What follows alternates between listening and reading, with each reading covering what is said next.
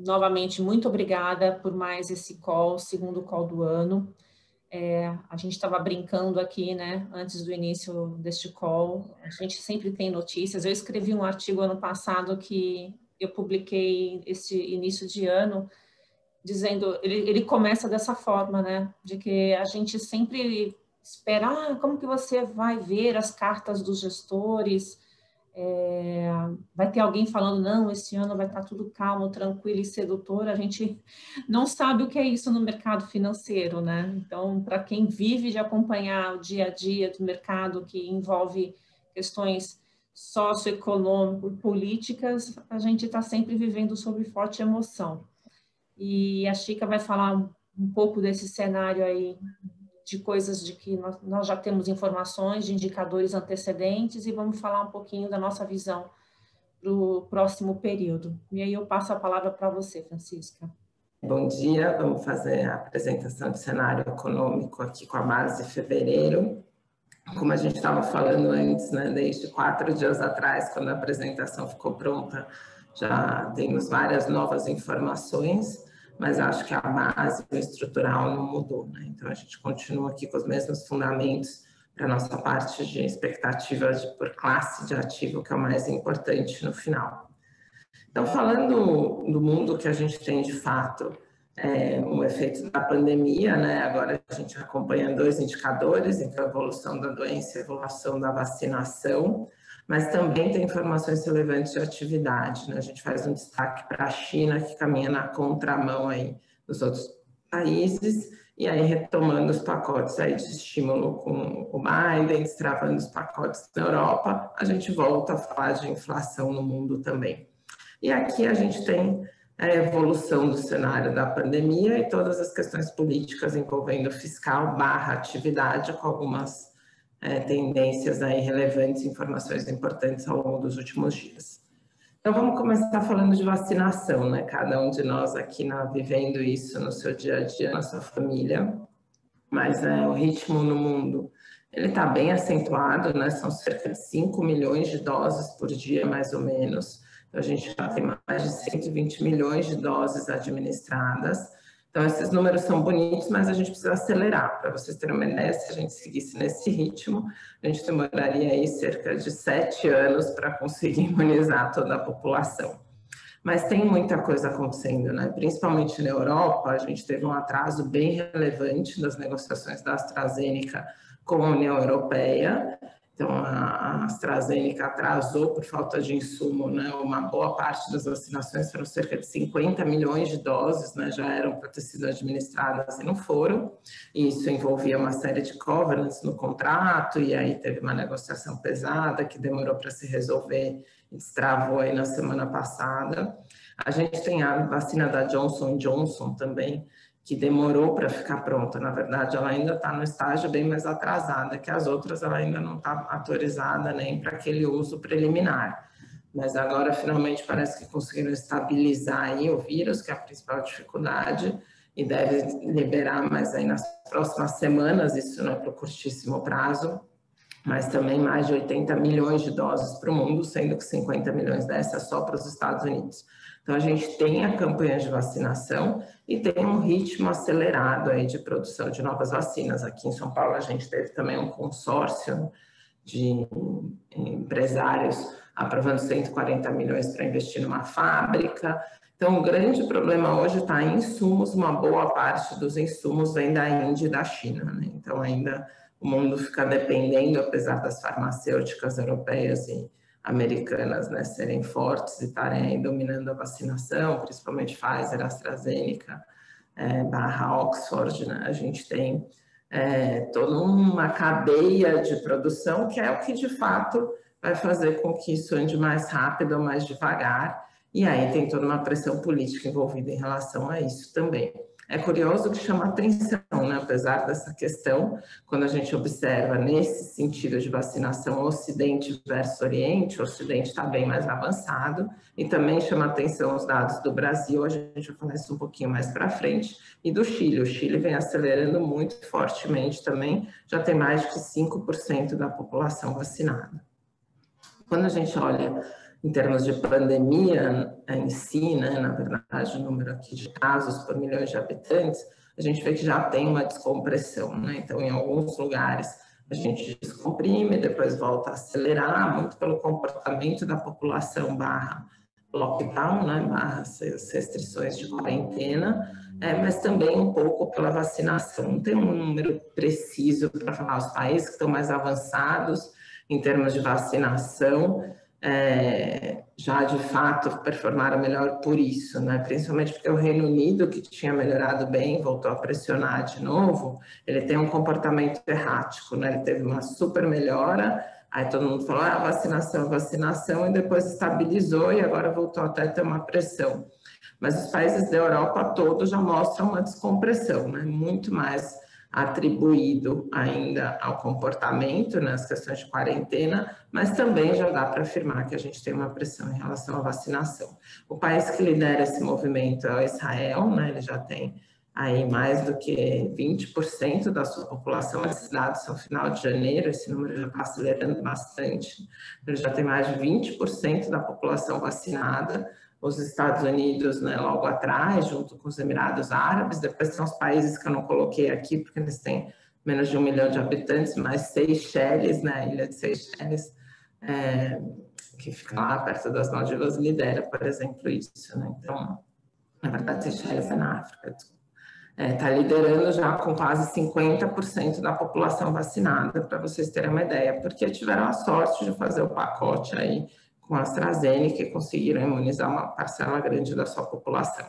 Então, esse número aqui, né, por milhões de habitantes, ele oscila bastante, e aí quando a gente está falando isso, a gente está falando da primeira dose, né, então não são consideradas populações ainda imunizadas, mas evolui muito rapidamente, né, então a gente tem aí um dado otimista em relação à velocidade da vacinação, está surpreendendo positivamente, apesar de alguns atrasos. E aí esse dado contrasta, né, esse otimismo com a vacinação contrasta com o lado mais pessimista em relação ao crescimento. Então, de fato, principalmente a Europa foi bastante impactada pelas questões de restrição de novo. Então, a Alemanha ontem declarou que vai ficar até o dia 7 de março ainda em quarentena, bastante restritiva. Itália, nesse caso, né, já fez algumas liberações, mas também vinha muito restritiva. E os próprios países da Ásia, né, Japão e alguns lugares aí da China, voltando a ter quarentena. Qual que é a diferença? Teve um choque significativo no quarto trimestre, o começo do ano também sofre bastante, então todas as expectativas de PIB para o primeiro trimestre de 2021 estão sendo revistas bem para baixo em relação ao que a gente tinha há 3 meses atrás, né? A boa notícia é que esse choque é maior em serviços e não em manufatura. Por que isso é uma boa notícia, né? Obviamente, serviços, eles são muito mais dependentes, né, de movimentação. Então, restaurante, bar, hotel, escola, cabeleireiro, tudo isso é serviço, desde isso até telemarketing. Mas a gente não tem o mesmo problema que a gente teve na fase mais aguda da pandemia, que é de produção de bens mesmo, né? Então, agora todo mundo identificou que dá para você manter as fábricas funcionando, mantendo todos os protocolos, e isso não faz com que piore esse choque na cadeia de produção.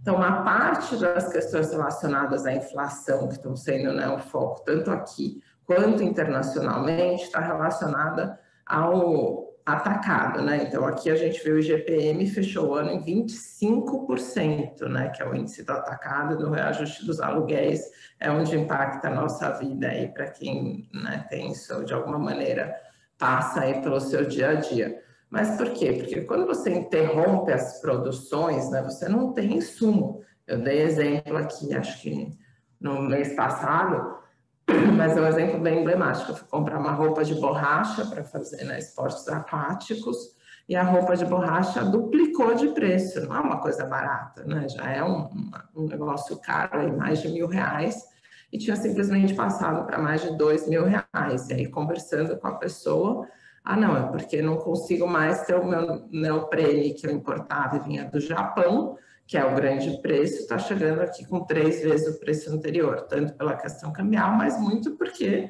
a produção de neoprene no Japão ficou parada até chegar aqui. ela triplica de valor. Então, esse choque, que é o que a gente fala, né, da interrupção da cadeia de produção global, ele tem um impacto muito forte, tanto em tudo que depende da nossa vida, todos os insumos, então a peça dos caminhões, quando você conversa com Randon e Marco Polo, eu tive que interromper a minha produção, não porque eu não tenho funcionário, mas porque a peça que chegava da China não chegou, eu tenho que interromper minha produção, né? Isso em todo o mundo, né? Uma peça impacta na cadeia produtiva do mundo todo, né? Esse fluxo, ele foi muito ruim para a atividade, ele demora mais para retomar e ele impacta a inflação. Então, diferente do que a gente tem na primeira onda, a gente não teve interrupção, pelo contrário. Então, lembrando que esse índice, né, o índice de gerentes de compras, ele mede a atividade em relação a 3 meses anteriores, nesse caso, né, o mês anterior, ou 3 meses anteriores, de como estão as vendas em relação ao período anterior. Então, acima de 50, a gente tem expansão das vendas e a gente está tendo uma expansão de toda a linha de manufatura, toda a linha produtiva, enquanto em serviços a queda está bem abrupta, né? Então, onde não para? Não para na Ásia, e os Estados Unidos também conseguiu não interromper, apesar do número de aumentos de casos, eles acabaram não caminhando para lockdowns mais restritivos. Então, quando a gente fala no mundo, o que está acontecendo? A gente tem dois comportamentos completamente díspares, né? A China, que esse trimestre deve crescer 20% acima do trimestre anterior, então esse é trimestre versus trimestre, né? Então, quando a gente olha ano contra ano, o primeiro trimestre de 2021 vai crescer 20% em relação ao que foi o primeiro trimestre de 2020. Mas a expectativa é que o PIB chinês suba 9% ao ano de novo, né? A gente mostrou já várias vezes aqui aquele gráfico, né, que o PIB chinês vinha desacelerando para 5%, a 6%. 2020 fecha positivo, acima de 1%. Em 2021 ele volta a subir acima de 9%. Então a gente tem, de fato, toda uma preocupação. Na verdade, não, um cenário global onde a China está passando os outros países muito rapidamente. Hoje a China é a segunda economia, né? Estados Unidos ainda é bem para frente, com mais ou menos 17% do PIB global, e a China vem com 11, 12%, mas ela continuando nesse ritmo, em 2, 3 anos, a China já vai passar a ser a principal economia global, e a gente vai ver isso lá na frente, como está impactando no preço das ações. Consequentemente, a gente também tem a Ásia menos endividada, né? Principalmente quando a gente olha para o balanço dos países, né? Ou seja, né, a China em si já vinha extremamente endividada, o endividamento chinês é quase 300% do PIB, ainda acima do endividamento americano, mas eles não aumentaram o endividamento. Enquanto isso, as economias todas, né, desenvolvidas continuam acelerando. Então, o destaque desse gráfico é que ele continua acelerando, né? Então, a gente tem toda uma discussão de mais um pacote de mais de 3 trilhões de dólares nos Estados Unidos sendo aprovado. Aparentemente, né, a gente tem um alinhamento bem grande aí, né, na onda azul para conseguir aprovar esses estímulos, e quem tem conseguido controlar isso é a Yellen, que assume o Tesouro, e apesar, né, de todo o discurso dos democratas terem sido pró-aumento dos gastos, a proposta está vindo mais razoável do que se esperava, né? Então, a gente tem uma liberação mais a conta-gotas, mas ninguém fala de interromper o auxílio, pelo contrário, a gente deve ter mais um ano com uma expansão absurda dos gastos. Só relembrando o que a gente falou no mês anterior, em contrapartida, né, a expectativa era sempre aumento de imposto, esse dinheiro tem que vir de algum lugar. E hoje tem 1000 discussões técnicas nos artigos falando que não, que os países vão ficar extremamente endividados, que não tem nenhum problema isso, que todos os estudos que eram feitos aí na década de 80, que um país não podia passar de 60% da relação dívida-PIB, né? Hoje a gente está falando de uma coisa entre 150% e 200% de tudo que se arrecada. No fundo é isso que a gente está falando, né? Os países desenvolvidos devem praticamente 2 vezes toda a riqueza que é gerada no país ao longo daquele ano. Mas que isso, em contrapartida, tem feito com que os juros fiquem em patamares baixíssimos. Então, uma coisa, né, compensa a outra. Tem um endividamento muito maior, com juros muito menor. Por isso que o grande risco no horizonte continua sendo a inflação. A gente falou sobre isso em 2018, isso voltou no começo de 2020, né, antes de ter toda a pandemia, e hoje a gente volta a ficar, todos os radares ficam de olho na inflação, principalmente da economia americana, que costuma ser a que reage mais rápido, porque você tem que mudar e subir juros, isso muda completamente o cenário.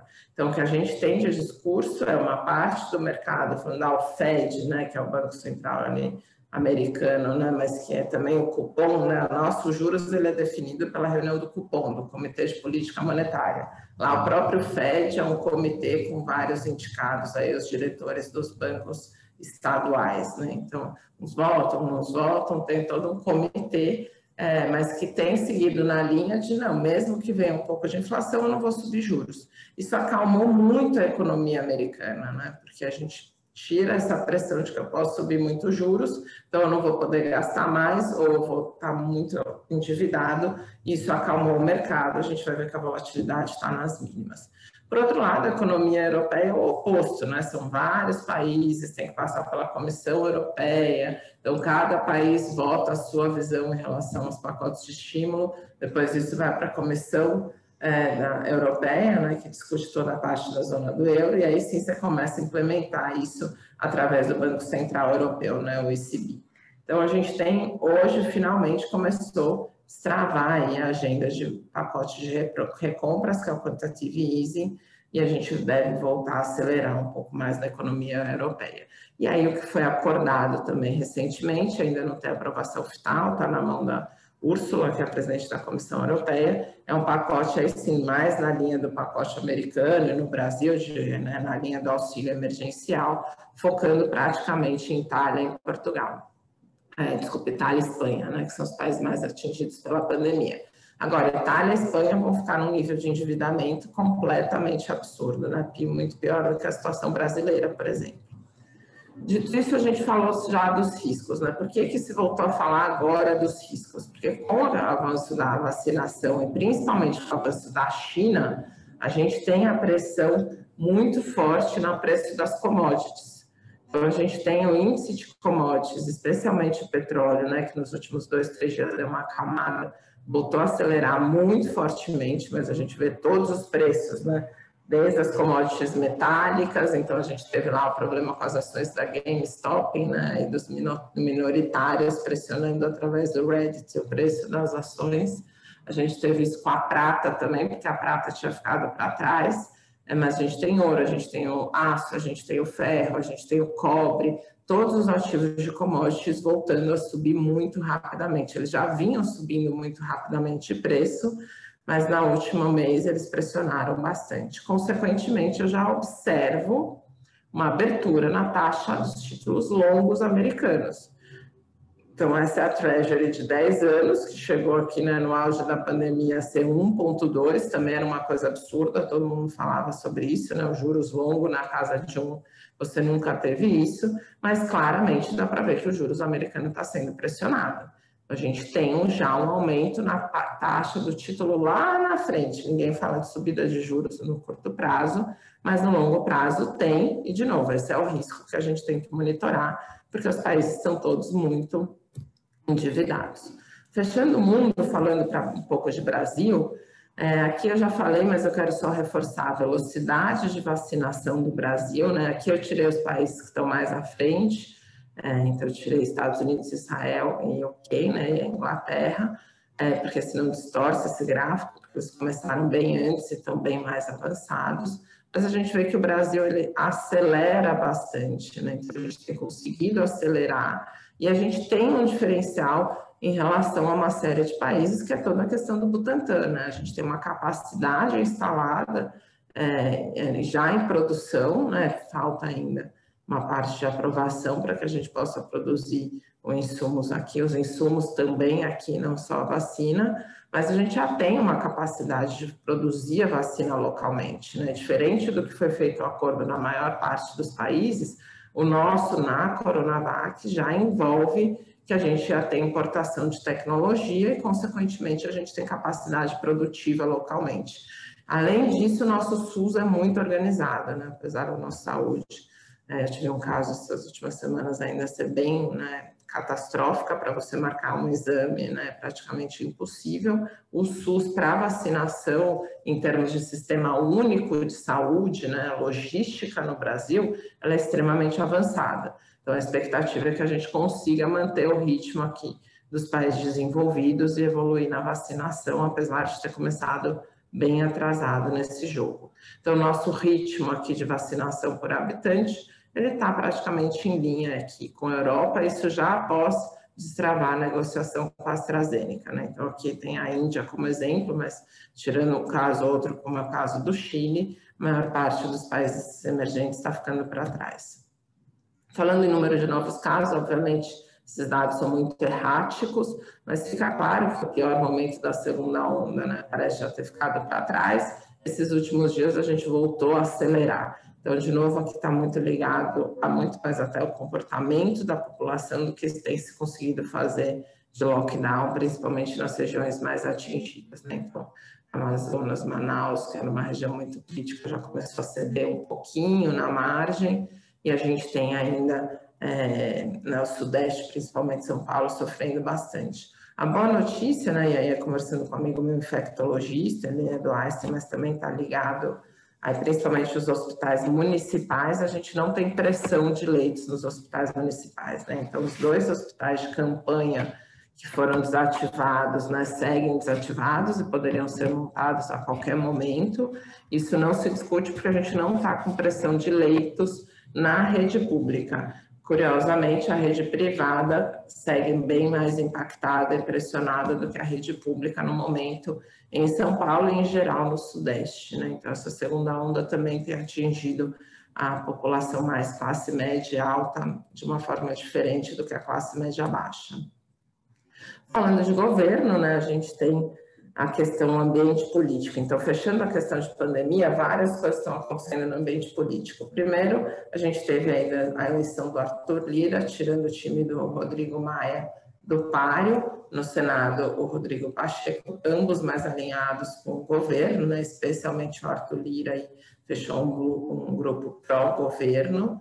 O que tem feito com que a gente consiga andar com uma parte da agenda de reformas, né? A gente tem conversado muito com os gestores, economistas políticos, Lívio, ninguém tem uma super expectativa em relação a reformas como a administrativa, por exemplo, aliás, a tributária, mais, né, que a parte de impostos aqui no Brasil é um vespeiro, mas deve andar alguma coisa da tributária, a gente deve ter um ano mais otimista do que o ano anterior em relação a reformas, né? Até porque próximo ano é ano de eleição. Por outro lado, né, como a gente já imaginava, o fim do auxílio pesou muito fortemente na aprovação do presidente, e não só isso, né, esses números estão claramente relacionados com a condução do processo todo de pandemia. Então, essas questões que envolveram, né, toda a parte do norte, né, da região norte, a gente vê muito Manaus, mas não é só Manaus que está nessa situação tão caótica, o fato de demorar a aprovação das vacinas, tudo isso que era, eu confesso que eu particularmente achei que ia pesar menos, por uma questão de desconhecimento da população mesmo. Essas pesquisas indicam que a condução dele em relação à pandemia foi muito mal avaliada e piorou bastante a aprovação. Mas não por acaso, a gente volta a falar sobre o auxílio emergencial esse mês. Eu vou deixar para falar isso um pouco mais para frente, porque eu acho que não é só uma questão de aprovação. Na verdade, o presidente ele declarou diversas vezes que por ele não tinha extensão do auxílio. Isso tem sido uma pressão, inclusive, maior do Congresso, né? Mas também, tanto o presidente quanto a equipe econômica entenderam que tem a necessidade ainda de algum tipo de ação para a gente conseguir equalizar a economia. Então, falando sobre o fechamento do ano passado, né? A gente tinha uma expectativa que o relação dívida-PIB, né? Então, só para a gente ter noção desse número, né? Então, aqui, antes da pandemia, a gente tinha um número na casa aqui de 70% de endividamento. Isso é a diferença da dívida bruta para a dívida líquida, tá? Dívida bruta, dívida líquida. Então, essa dívida bruta é mais comparável quando a gente olha para outros países. Então, o nosso número de 63% ele não é tão chocante quando a gente olha para outros países emergentes, principalmente. Mas o que a gente tem é principalmente a dívida que é avaliada, a dívida líquida é a que é mais comparável. a gente saiu de 70% mais ou menos para 90%, né? Só em relação os gastos com a pandemia, que são, né, as autorizações de gastos para calamidade pública, tiveram impacto de 14% na relação dívida-PIB, né? Então, tudo que a gente economizou com a reforma da Previdência, com diversas outras ações, claramente a gente tem um choque como isso nunca tinha tido na história recente do país. Mas o lado positivo é que as expectativas era que se fechasse em 95% do PIB, não 90%. O problema é a trajetória, né? Esse salto aqui, tudo bem se a gente conseguisse estabilizar rapidamente.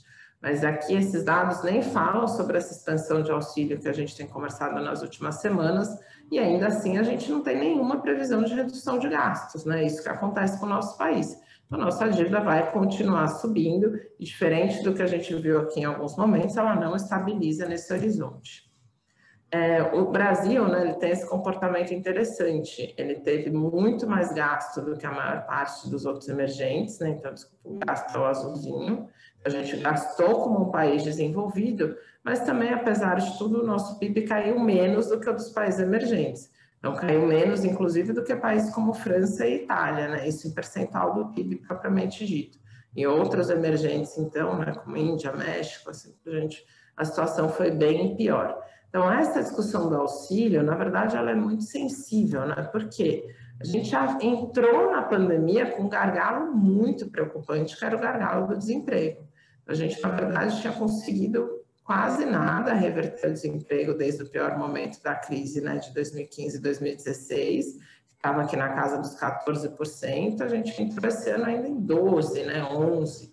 É muita coisa, né, para um país emergente lidar, na verdade, para qualquer país lidar com uma taxa de desemprego na casa de 14% é muito complicado para destravar crescimento.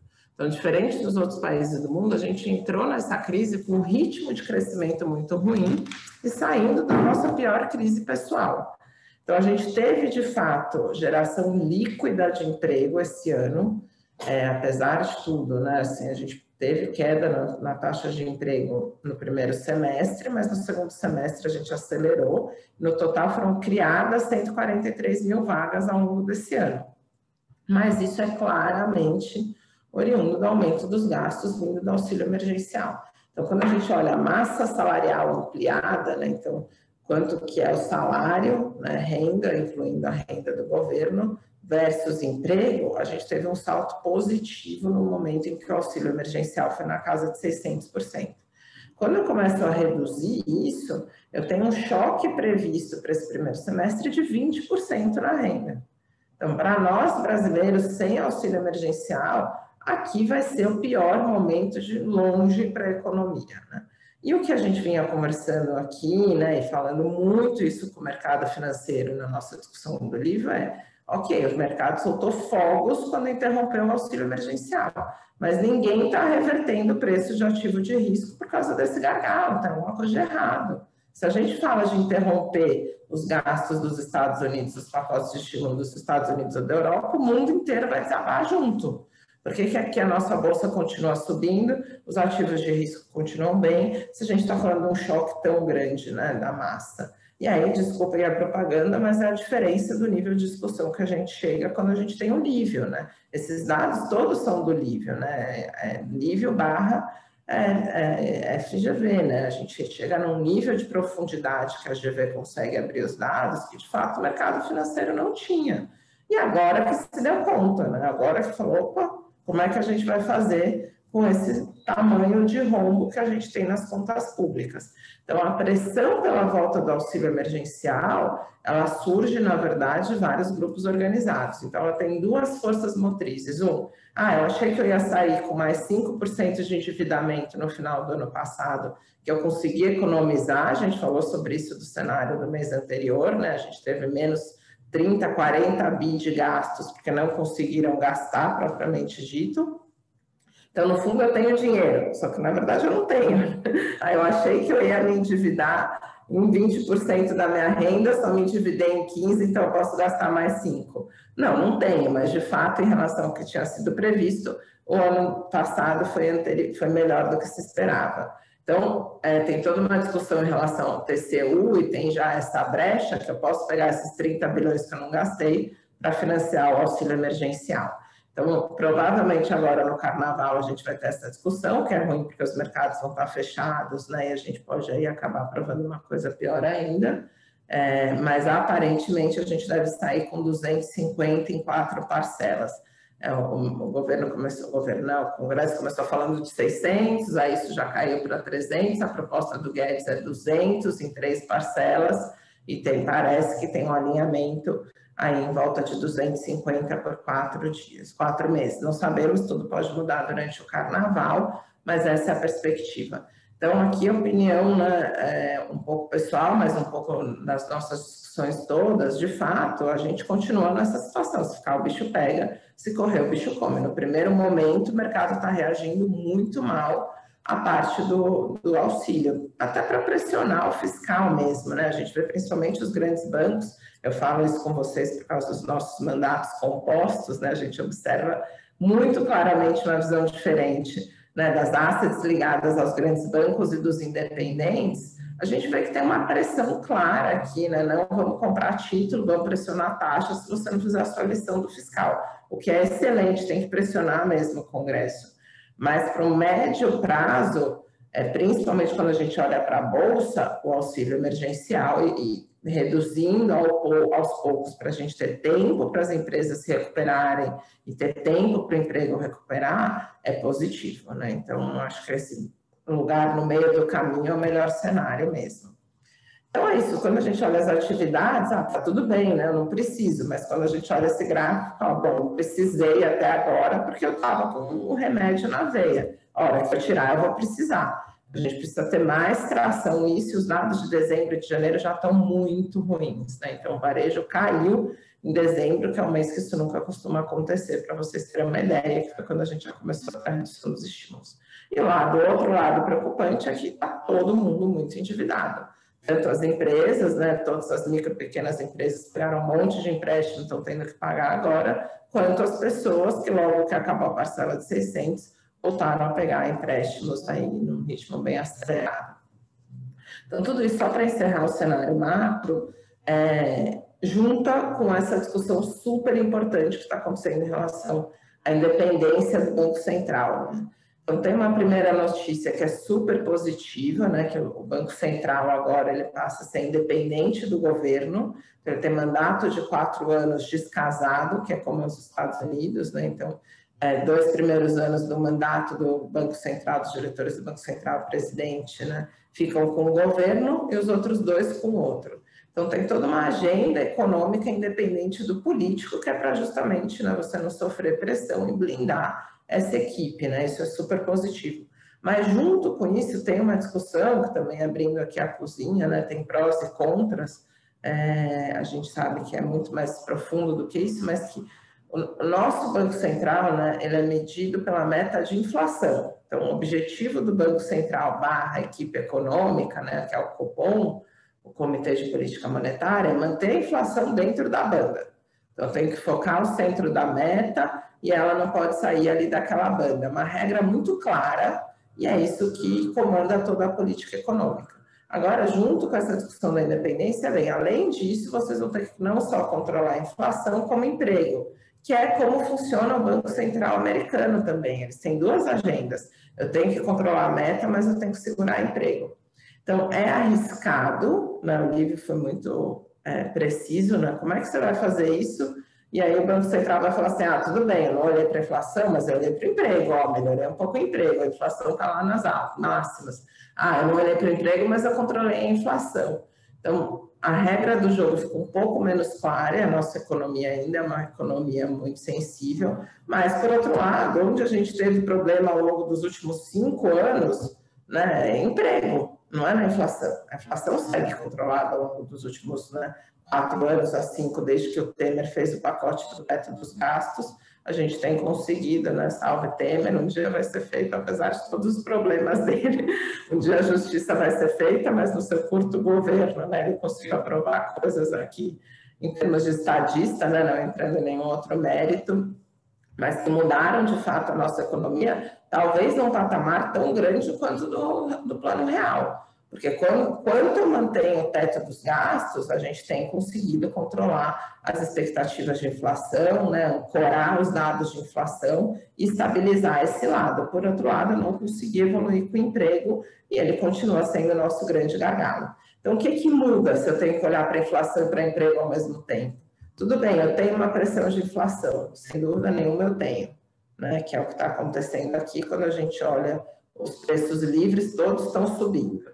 Mas ele é muito concentrado, né, em alimentos, não está aqui, mas a gente mostrou todos os meses anteriores, alimentos vem em 20% por conta de todo esse movimento global que a gente estava falando, em outros pontos também, mais tipo, bens semiduráveis, né, coisas muito específicas. Então, quando a gente olha para os núcleos, que é tirando essas coisas mais sazonais, então eu tiro energia, tiro alimento, tiro passagem aérea, né? São coisas que dependem mais da gasolina, assim por diante, a gente vê que continua aqui por volta de 3. Então, a gente vem falando isso ao longo dos últimos meses, por isso, assim, não preocupa. Não é uma inflação, como disse o Guilherme na última reunião, né, que está subindo mais do que 10% ao ano, 2 dígitos. Então, eu posso, talvez, ser um pouco mais leniente, um pouco mais tranquilo em relação a essa subida de juros. Por quê? Porque eu também quero fazer com que a economia continue andando para gerar emprego e sair desse gargalo que a gente ficou preso por tantos anos. Então, muda o nosso nome do jogo, muda a regra. E ainda não é muito claro como isso vai impactar, mas a gente começa a ter uma outra visão com juros, talvez com o que está saindo, a gente vai mostrar isso aqui para frente, mas eu posso subir juros pouquinho ao longo do tempo. Agora a discussão é se eu subir em março ou em maio, né? E não se eu vou subir ou não. Mas eu vou subir 0,25. Então, lembrando, a Selic está em 2% ao ano, que é muito pouquinho, né? Assim, é muito abaixo do que a gente considera juros de equilíbrio, mas o discurso da equipe econômica na última ata, no último comunicado, foi: eu vou subir juros sim, mas eu vou subir aos poucos e a dose vai ser pequena. Então, em algum momento eu vou ter que subir juros, já estou sinalizando que eu vou começar isso em breve, não sei se na próxima reunião ou na outra, e aí esses dados de inflação, eles, né, já vieram mais comportados agora em janeiro, os dados de crescimento já vieram mais comportados, uma parte do mercado aí, que é a linha do LIFE, dos gestores que a gente é mais próximo, também fala que deve subir em maio e não em março. Mas o importante é que eu devo subir para 3,5, 4, alguma coisa entre 3 a 4 que vai chegar a Selic nessas projeções atuais, né? Então, falando rapidamente sobre as classes de ativo, né, que eu acho que é onde a gente tem que focar mesmo, aqui resume, né, aquilo que a gente falou. Então, eu tenho commodities pressionando, né, ou seja, mundo em recuperação econômica, e inflação voltou aqui nas mínimas, ainda muito longe do período pré-pandemia, mas no menor nível desde que a pandemia começou. Então, o mercado não está preocupado ainda, de fato, com esses fenômenos de hiperinflação, hiperaquecimento, ou mesmo a segunda onda da pandemia. Consequentemente, eu tenho, vamos lá, ativos de risco, né? Foi mais um período em que o mundo começou a ir bastante animado, sempre a Nasdaq, que é o peso que tem mais peso de tecnologia, puxando. Mas quando a gente olha a China, né, e é isso que a gente conversou, então, lembrando, o nosso fundo offshore tem uma alocação importante em China, apesar dela estar bem cara, a gente vê que, de fato, a Ásia segue na frente, né? Isoladamente, se a gente comparar o S&P 500, que é o principal índice da Bolsa Americana, com o MSCI Ásia, a gente vê que a China é o mesmo ritmo praticamente que a Nasdaq, porque aquele gráfico do PIB explica tudo, né? Então, quando a gente olha aí o World Index, ele puxa bastante, né? Então, ele fica aqui junto com os outros países. E o Brasil andou na contramão, porque voltamos aqui para os nossos desafios, né? Problema com o começo da vacinação, as discussões fiscais e assim por diante. Então, a gente mudou um pouco essa nossa cara, vocês vão ver, tá? Estamos mudando nossos termômetros e reorganizei aqui a forma como a gente faz essa discussão. Então, primeiro, esse dado está meio escuro, mas mostra quanto oscilou o risco país ao longo dos últimos 12 meses, então a média e onde estamos hoje. Se vocês olharem, né, o que eu quero destacar é o Brasil é praticamente o único país que não está na mínima dos últimos 12 meses, né? A gente continua pressionando. Então, o nosso foi um dos que mais oscilou ao longo de 12 meses e que continua abaixo da média, continua abaixo da média, mas não no melhor momento, né? Então, não no low dos últimos 12 meses, lembrando que a quarentena começou aí no dia 26 de fevereiro. Então, por que a nossa situação ainda é mais crítica? Em relação a todos os pares emergentes, né? Quando você olha aqui a Américas, Europa e Emirates, né? Todos os principais países do mundo, isso é a seleção da Bloomberg, tá? Não tem nada a ver com países que eu escolhi. A gente vê que o Brasil tem um patamar muito diferente em termos de risco país, né? 150 versus 80, né? Você pega uma Grécia, 90, México, 81, então a nossa situação é bem crítica. Consequentemente, nosso câmbio continua sendo mais desvalorizado ao longo dos últimos 12 meses.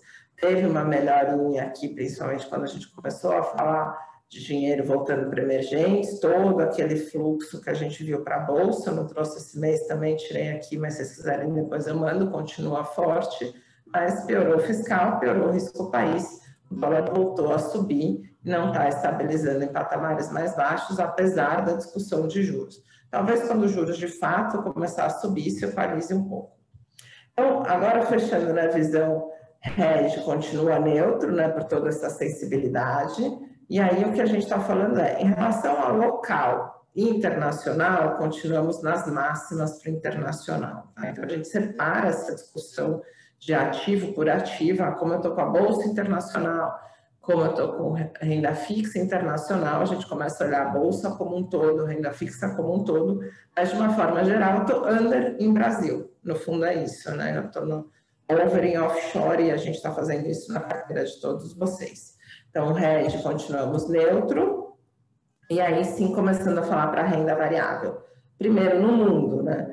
A gente segue nessa atuada, não deve reverter, mas os preços estão muito caros. Para vocês terem uma ideia, o S&P voltou a operar lá na casa do 23. Também tirei esse gráfico, eu tiro os gráficos para ficar mais enxuto e sofro depois.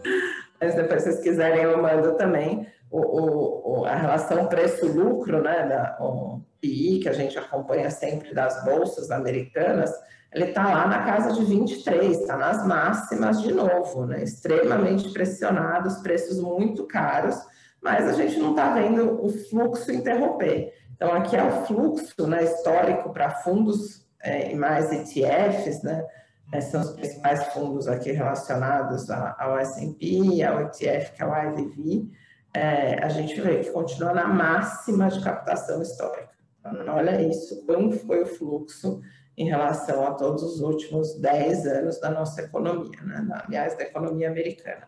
Então, continua o preço muito caro, mas não estamos vendo sinal que isso vai reverter. Vai, em algum momento, gerar volatilidade, mas enquanto tiver o antibiótico na veia, né, que são os pacotes de estímulo, a gente não deve ter uma reversão. A nossa bolsa local, por outro lado, a notícia é positiva. Apesar de tudo isso que eu falei, né, a gente continua bem alerta e sabe que esse trimestre vai ser bem barulhento, todo o nosso posicionamento tem sido com base nesse fundamentalismo. Né? Então, diferente da outra vez que a gente atingiu 120 mil pontos por aí, né, no primeiro nível da recuperação, a nossa relação preço-lucro continua comportada. Então, voltou aqui para aquela média bonitinha, que é o que a gente espera, que é de 12 vezes preço-lucro. Por quê? O earnings por share, o lucro por ação, vem melhorando. Então, essa é uma medida diferente da que eu costumo apresentar, que eu fico olhando só os 12 meses forward, né, 12 meses para frente ou 24 meses para frente, mas isso mostra o quanto, na verdade, as empresas já vêm numa tração de recuperação. Então, esse número melhorando é tudo que a gente precisa para que tenha uma andada da bolsa sustentável. Então, a gente tem um monte de incerteza, um monte de volatilidade, mas o fundamento aqui, diferente do que a gente vê lá fora, continua saudável, né? Então, todo o nosso posicionamento de longo prazo, no mais um para a bolsa local, é baseado muito nesse fundamento de melhora de lucros que está acontecendo.